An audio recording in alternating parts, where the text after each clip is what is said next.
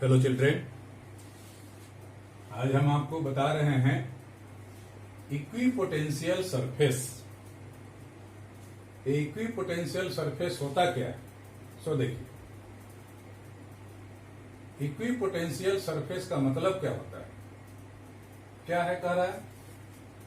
कहता है an equipotential surface is that at every point of which electric potential is same। Electric potential क्या है? एक ऐसा सरफेस है, इज दैट ऐसा सरफेस है at every point of which electric potential is same. मतलब यदि कोई सरफेस है, मान लेते हैं सरफेस है, इसको हम इक्विपोटेंशियल सरफेस कहेंगे। कब कहेंगे? जबकि हर एक पॉइंट का पोटेंशियल का वैल्यू बराबर होगा। इसके हर एक पॉइंट का पोटेंशियल का वैल्यू बराबर होगा, तब इसको हम लोग इक्विपोटेंशियल सरफेस कहेंगे। An equipotential surface is that at every point of which electric potential is same. मतलब इक्विपोटेंशियल सरफेस ऐसे सरफेस को कहते हैं जिसके हर एक पॉइंट पर इक्विपोटेंशियल का वैल्यू बराबर होता है, सेम होता है। कुछ हम लोग देखें।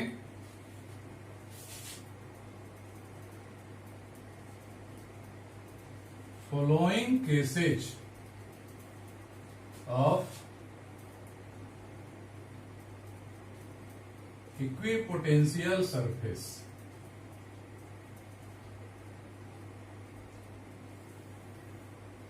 कुछ इक्विपोटेंशियल सरफेस का एक तरह का कहिए कि एग्जाम्पल कहिए, क्या होता है, इसको कैसे हम लोग कहेंगे। जैसे पहला, for an isolated point charge.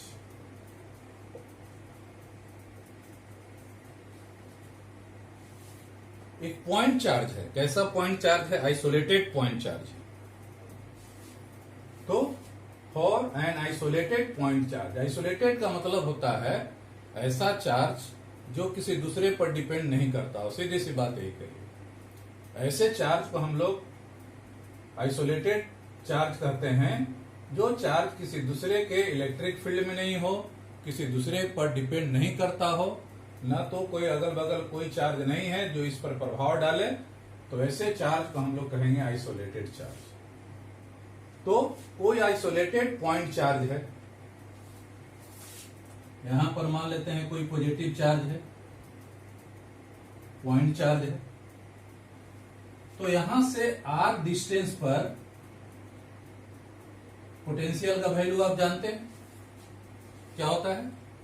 1/4πε0 for isolated point charge. Potential V का वैल्यू क्या होता है? 1/4πε0 Q/R। मतलब यदि ए आर डिस्टेंस के, ये जो इसको हम रेडियस मान करके यदि हम एक स्फीयर ड्रॉ करें, एक स्फीयर ड्रॉ करें, तो कह सकते हैं कि इसके हर एक पॉइंट पर पोटेंशियल का वैल्यू बराबर होगा।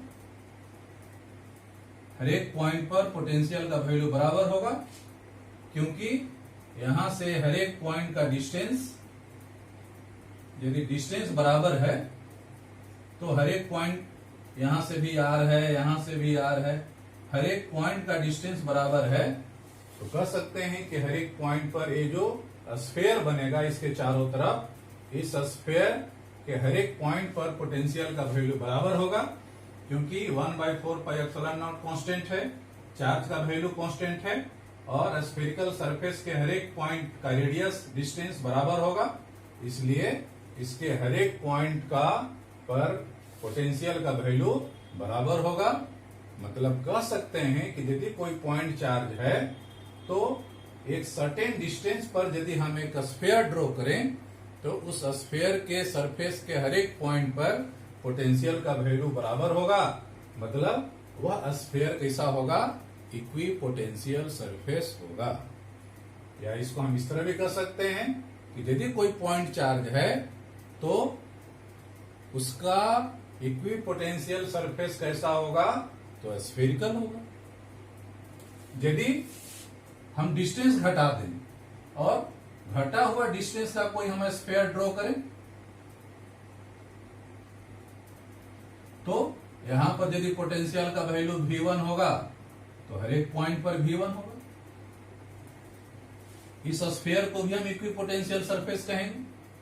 मान लेते हैं डिस्टेंस को वैल्यू बढ़ा दिए और बढ़ा दिए, और बढ़े हुए डिस्टेंस को रेडियस मान करके यदि हम स्फीयर ड्रॉ करते हैं तो ये भी जो स्फीयर होगा, इस स्फीयर के हर एक सरफेस पर पोटेंशियल का वैल्यू बराबर होगा।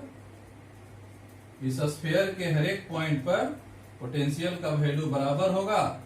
तो कह सकते हैं कि ये भी जो स्फीयर है इक्विपोटेंशियल सरफेस होगा। मतलब कह सकते हैं कि यदि कोई पॉइंट चार्ज है, आइसोलेटेड पॉइंट चार्ज है, तो आइसोलेटेड पॉइंट चार्ज का इक्विपोटेंशियल सरफेस कैसा होता है, तो स्फेरिकल होता है। इक्विपोटेंशियल सरफेस कैसा होगा, स्फेरिकल होगा।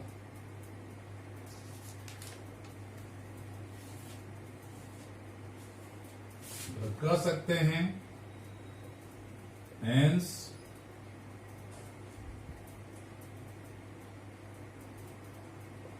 an isolated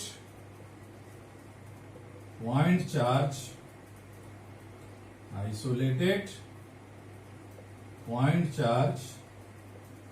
has a spherical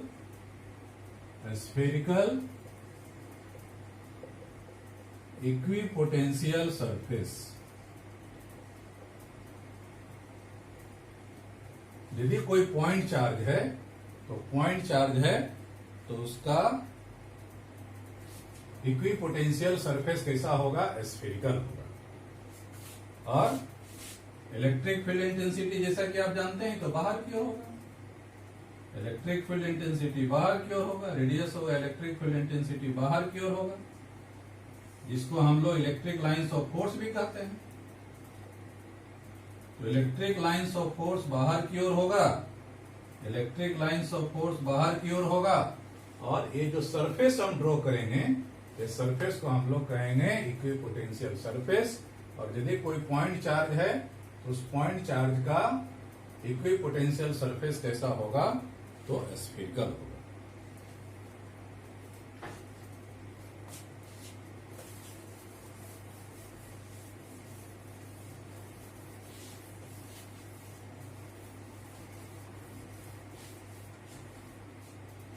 second point देखिए,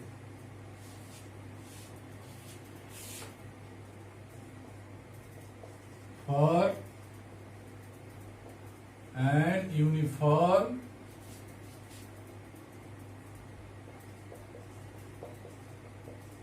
इलेक्ट्रिक फील्ड, कोई एक uniform electric field, uniform electric field को हम कैसे ड्रॉ करते हैं, इस तरह ड्रॉ करते हैं। यूनिफॉर्म इलेक्ट्रिक फील्ड है, यूनिफॉर्म इलेक्ट्रिक फील्ड है। तो यूनिफॉर्म इलेक्ट्रिक फील्ड हम लोग इस तरह ड्रॉ करते हैं पैरेलल लाइन से। तो कहता है कि यह जो electric lines of force pass कर रहा है, यूनिफॉर्म इलेक्ट्रिक फील्ड है, इसके परपेंडिकुलर में यदि हम कोई एक प्लेन ड्रॉ करें, यदि हम कोई एक प्लेन ड्रॉ करते हैं, एक हम प्लेन ड्रॉ करते हैं, तो ये जो प्लेन होता है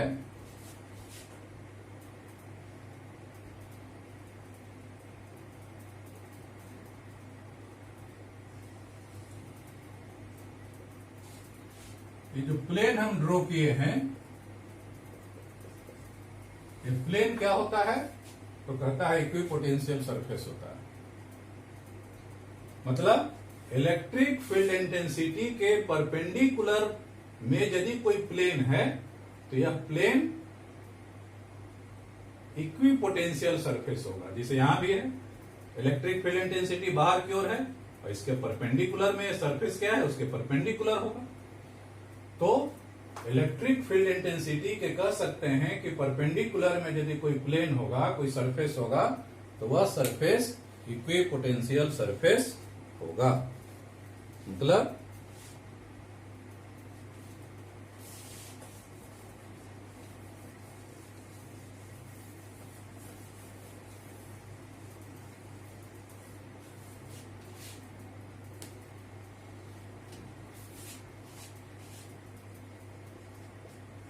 the planes, ऐसा plane, the planes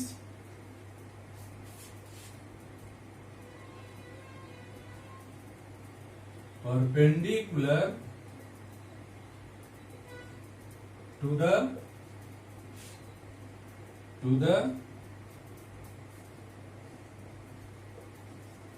uniform electric field, ऐसा प्लेन जो यूनिफॉर्म इलेक्ट्रिक फील्ड के परपेंडिकुलर हो या इलेक्ट्रिक लाइंस ऑफ फोर्स भी कह सकते हैं, आर इक्विपोटेंशियल सरफेस।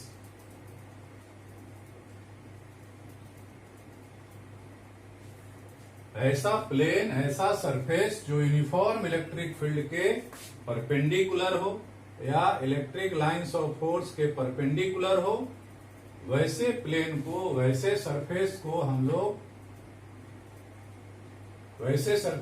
लोग इक्विपोटेंशियल सरफेस कहते हैं। मतलब यह जो यूनिफॉर्म इलेक्ट्रिक फील्ड है उसके परपेंडिकुलर में यदि हम कोई प्लेन ड्रॉ करें तो यह प्लेन इक्विपोटेंशियल सरफेस होगा। Here plane first, second and third are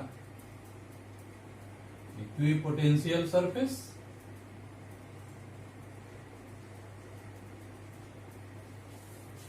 पहला, दूसरा, तीसरा, ये सब क्या है, इक्विपोटेंशियल सरफेस है।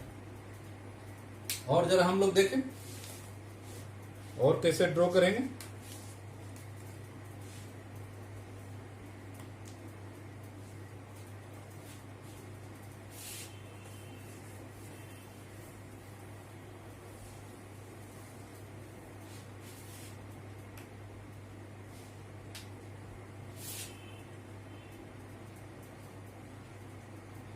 Pair of similar point charge, similar point charge का पेयर है। जैसे एक प्लस Q1 है, एक प्लस Q2 है, दोनों ही सिमिलर चार्ज है, दोनों ही सिमिलर पॉइंट चार्ज है, मतलब दोनों पॉजिटिव है या दोनों नेगेटिव रहेगा। तो इसका हम इक्विपोटेंशियल सरफेस कैसे ड्रॉ करेंगे। तो कहता है कि अब तो इतना तो जरूर जान गए कि यह जो इक्विपोटेंशियल सरफेस होता है इलेक्ट्रिक फील्ड इंटेंसिटी या इलेक्ट्रिक लाइंस ऑफ फोर्स के परपेंडिकुलर होता है, नॉर्मल होता है। तो नॉर्मल होता है तो ऐसा क्यों नहीं हम करें। पहले जरा हम एक electric lines of force draw कर दें। कैसे ड्रॉ कीजिएगा।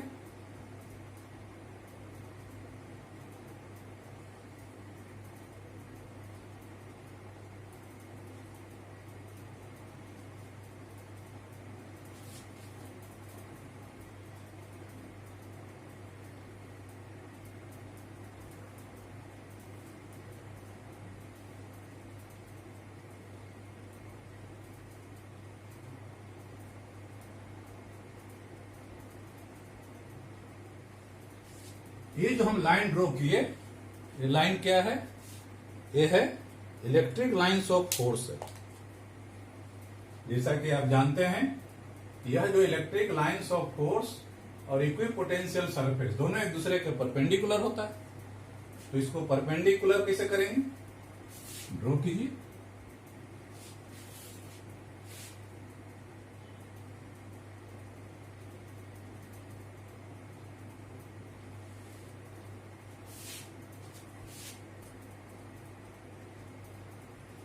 इस तरह ड्रॉ कीजिए।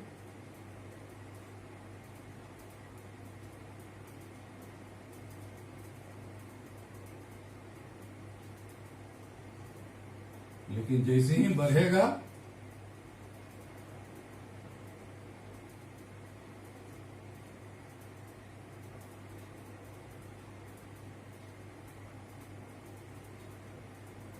जैसे ही बढ़ेगा तो इस तरह का हो जाएगा।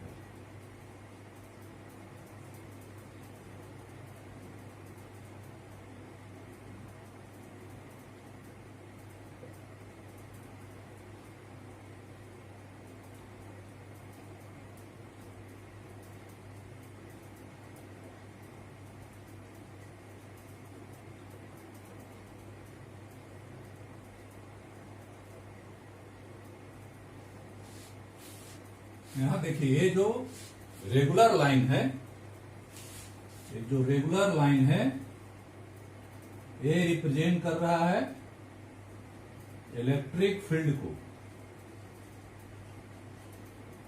और ये जो डॉटेड लाइन है, डॉटेड लाइन रिप्रेजेंट कर रहा है इक्विपोटेंशियल सरफेस को।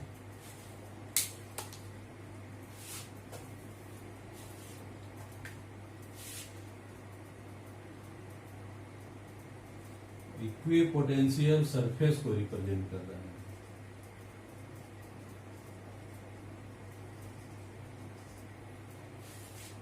यहां जो रेगुलर लाइन है वो इलेक्ट्रिक फील्ड इंटेंसिटी को रिप्रेजेंट कर रहा है। जो डॉटेड लाइन है वो डॉटेड लाइन इक्विपोटेंशियल सरफेस को रिप्रेजेंट कर रहा है।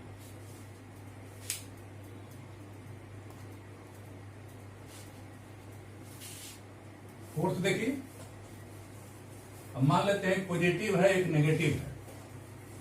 पॉजिटिव नेगेटिव है जैसे कोई इलेक्ट्रिक डाइपोल,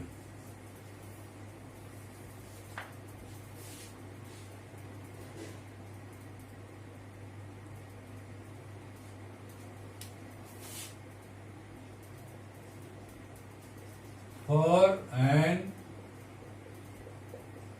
electric dipole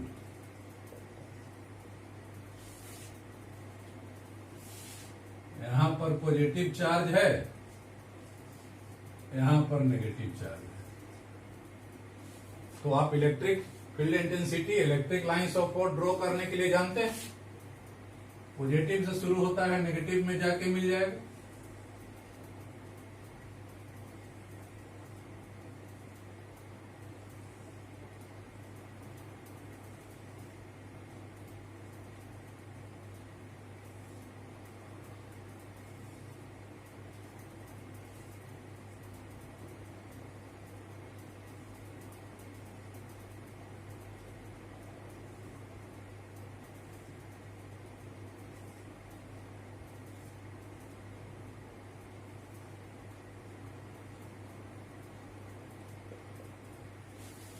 ये हो गया इलेक्ट्रिक लाइंस ऑफ फोर्स। ये तो इलेक्ट्रिक लाइंस ऑफ फोर्स हो गया। तो अब इसको हम लोग कैसे ड्रॉ करेंगे? अब इक्विपोटेंशियल सरफेस कैसे ड्रॉ करेंगे? तो इक्विपोटेंशियल सरफेस में क्या है, इसका परपेंडिकुलर है, इस तरह करेंगे। डॉटेड लाइन कर दीजिए,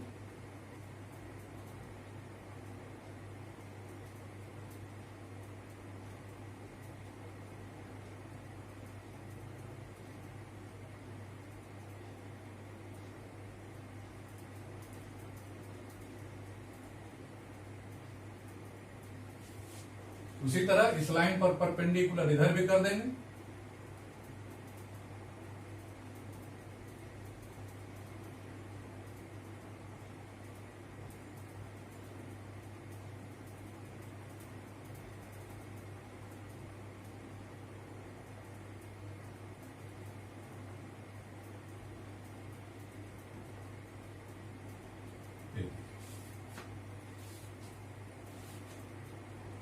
यहां भी वही है,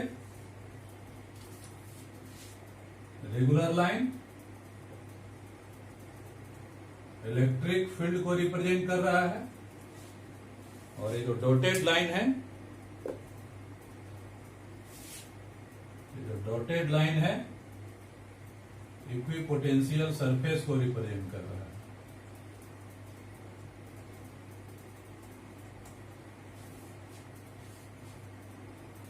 तो इस तरह हम चाहे कोई पॉइंट चार्ज है, चाहे कोई यूनिफॉर्म इलेक्ट्रिक फील्ड है, सिमिलर दो पॉइंट चार्ज है या कोई डाइपोल है, तो इसके कारण हम लोग इक्विपोटेंशियल सरफेस कैसे ड्रॉ करते हैं इसको आप जानेंगे। इसमें मेन टेक्निक यही है कि आप पहले से electric field intensity, electric lines of force draw करने के लिए जानते हैं, उस पर परपेंडिकुलर एक सरफेस ड्रॉ कर दीजिए होगी। इलेक्ट्रिक फील्ड लाइंस या इलेक्ट्रिक फील्ड इंटेंसिटी के जो परपेंडिकुलर जो सरफेस होगा वही इक्विपोटेंशियल सरफेस होगा। अब जरा आप देखे थे पहले इलेक्ट्रिक लाइंस ऑफ फोर्स का भी प्रॉपर्टी देखे थे, तो जरा हम लोग इक्विपोटेंशियल सरफेस का भी कुछ प्रॉपर्टी देख लें।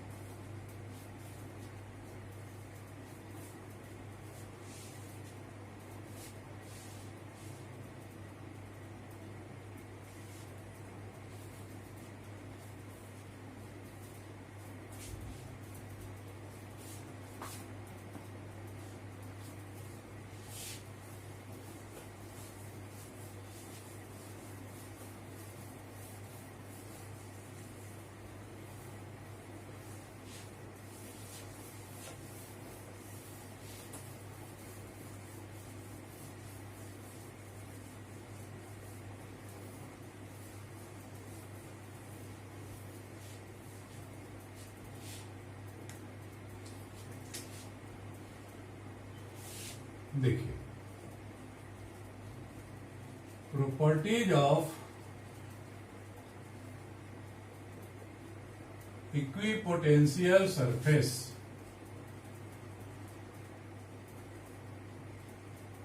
इक्विपोटेंशियल सरफेस का क्या प्रॉपर्टी होता है? पहला प्रॉपर्टी क्या है?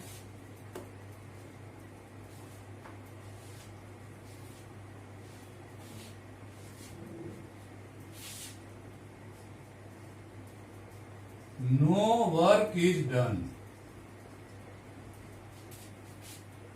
in moving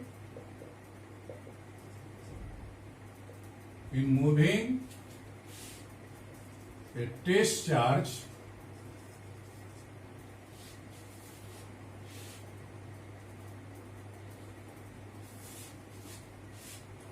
from one point to another point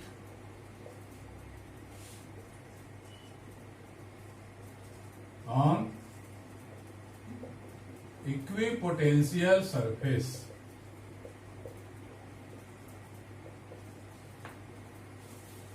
No work is done. Work नहीं होता है in moving a test charge from one point to another point on equipotential surface.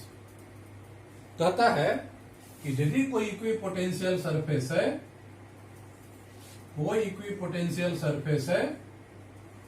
तो इस पर यदि कोई दो पॉइंट है, एक पॉइंट ए है, एक पॉइंट बी है, तो एक पॉइंट से दूसरे पॉइंट तक जाने में कोई वर्क डन नहीं होता है।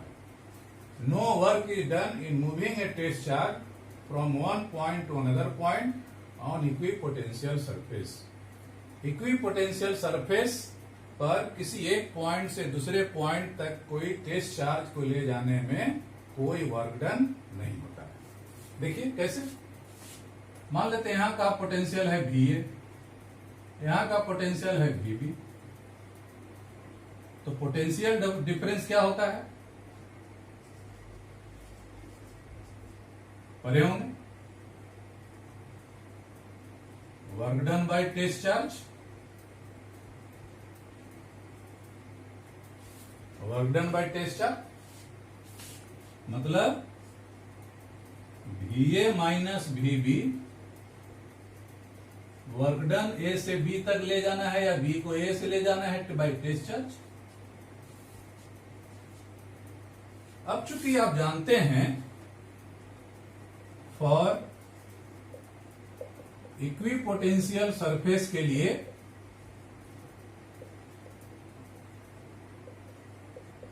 V equal to V B. Equipotential surface है तो हर एक पॉइंट पर पोटेंशियल का वैल्यू क्या होगा, बराबर होगा। ए का पोटेंशियल बी का पोटेंशियल दोनों बराबर होगा। V equal to V B, so V A minus V B 0। तो वर्क डन ए से बी बाय टेस्ट चार्ज, तो वर्क डन का वैल्यू हो जाएगा ए से बी तक जाने में वर्क डन हो गया 0। चूंकि इक्विपोटेंशियल सरफेस है, हर एक पॉइंट पर पोटेंशियल का वैल्यू बराबर है, तो हर एक पॉइंट पर इक्विपोटेंशियल है, पोटेंशियल का वैल्यू बराबर है, तो पोटेंशियल डिफरेंस 0, तो एक पॉइंट से दूसरे पॉइंट तक जाने में कोई वर्क डन नहीं होगा। नेक्स्ट प्रॉपर्टी देखिए,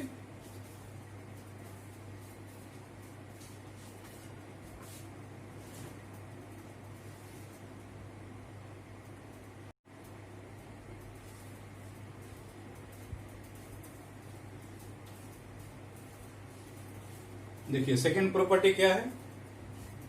सेकंड प्रॉपर्टी कहता है the electric field is perpendicular to the element DL to the equipotential surface. कोई इक्विपोटेंशियल सरफेस है तो यदि उसका कोई छोटा सा एलिमेंट हम ले लें, छोटा टुकड़ा ले लें डीएल, तो उस पर इलेक्ट्रिक फील्ड इंटेंसिटी का वैल्यू उस पर परपेंडिकुलर होता है। जैसे ये मान लेते हैं कि कोई पॉइंट चार्ज है, यहां से आर डिस्टेंस पर कोई हम इक्विपोटेंशियल सरफेस ड्रॉ कर सकते हैं।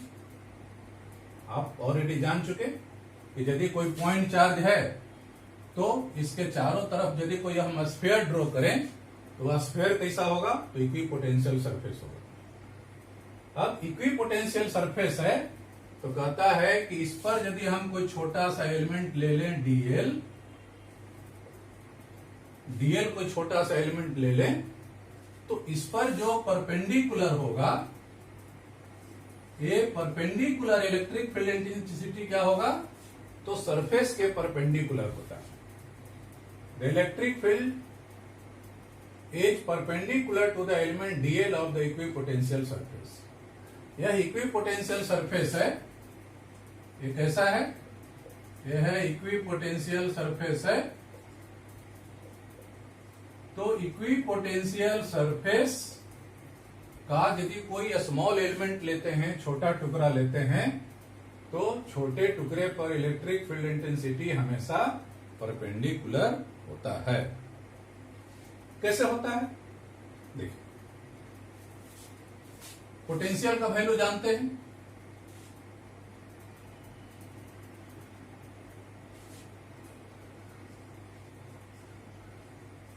पोटेंशियल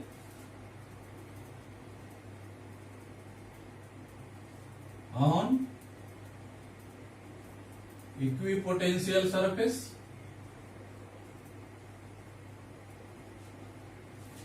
भी वर्क डन बाय चार्ज पर एन। पोटेंशियल ऑन इक्विपोटेंशियल सरफेस भी इक्वल टू dw, मतलब work done, small work done by charge. और एक और पर हम होंगे अगेन, एक और पढ़े हैं लाइन इंटीग्रल के टर्म में। लाइन इंटीग्रल के टर्म में पढ़े हैं कि ये क्या होता है, E dot DL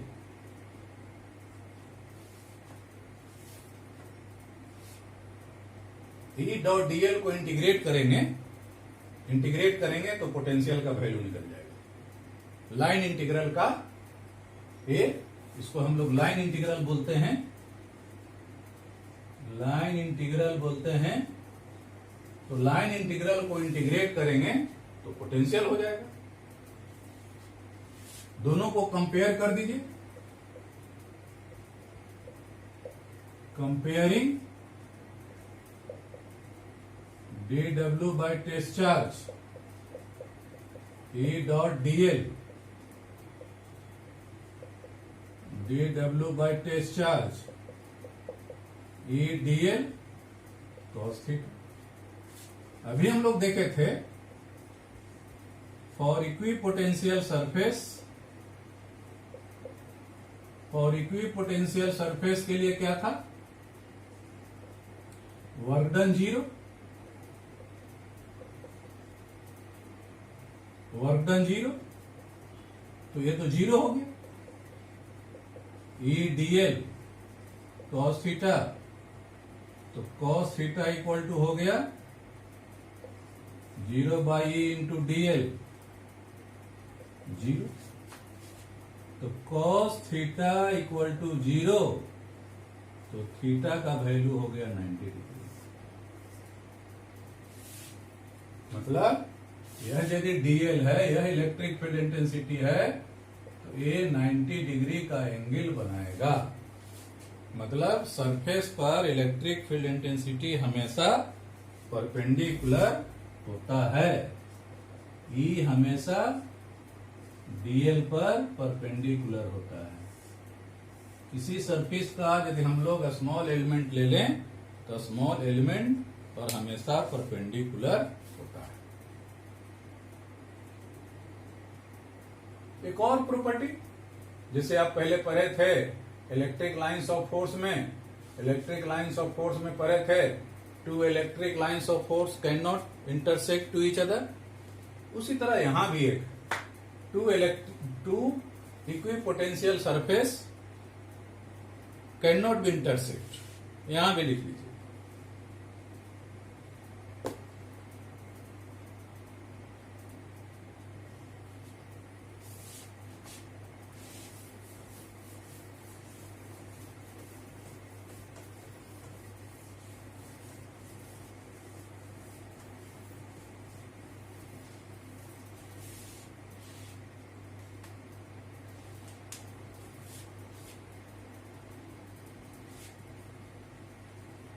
Two equipotential surface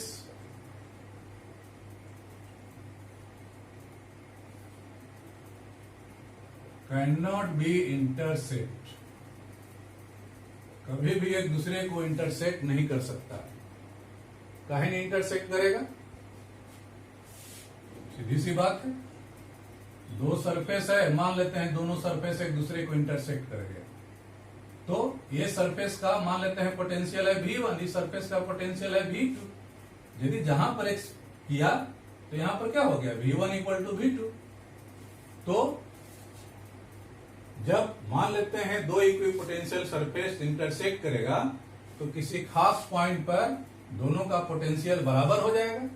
दोनों का पोटेंशियल कभी भी, ये अलग सरफेस है, ये अलग सरफेस है, दोनों अलग अलग सरफेस है, अलग अलग सरफेस का पोटेंशियल अलग अलग होगा, इसका पोटेंशियल अलग होगा, इसका पोटेंशियल अलग होगा। तो यदि दोनों पोटेंशियल एक समान नहीं हो सकता है, तो कभी भी दोनों सरफेस एक दूसरे को इंटरसेक्ट नहीं करेगा। तो चलिए ठीक है, ये हो गया आपका इक्विपोटेंशियल सरफेस हो गया। कैसे हम इक्विपोटेंशियल सरफेस कैसे ड्रॉ करते हैं, इक्विपोटेंशियल सरफेस कैसे ड्रॉ करते हैं, और यह इक्विपोटेंशियल सरफेस का क्या प्रॉपर्टी होता है, इसके बारे में आप जानते हैं। नेक्स्ट क्लास में हम लोग एक और थोड़ा सा बच गया, उसको हम लोग करेंगे। ठीक है, थैंक यू।